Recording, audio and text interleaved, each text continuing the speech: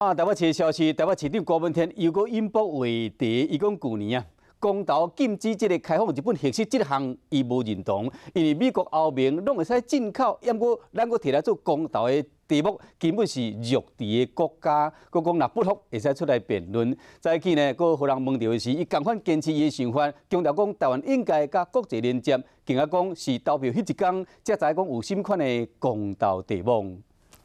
禁止日本核灾地区进口，我们怎么会让那个题目上公投？这表示我们是个弱智的国家。车三接受电视节目的专访，台北市长郭文天这款的讲法引起热烈的讨论。这是我的想法，就这样，不服气大家来辩论啦。郭文天今日出席清明祈福对此音乐会，共款坚持伊的讲法，认为讲应该甲国际连接。我们要用。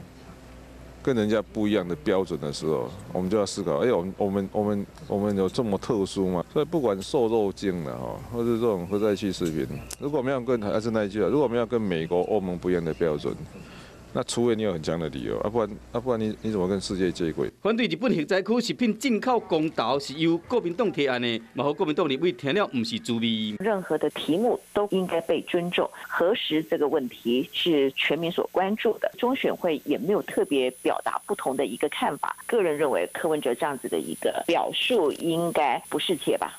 伫那日今年伫无用总统初选的时阵，郭文天这款的讲法，佮引起讨论，变成媒体焦点。伫被辩论化的局势内面，争取发声的机会。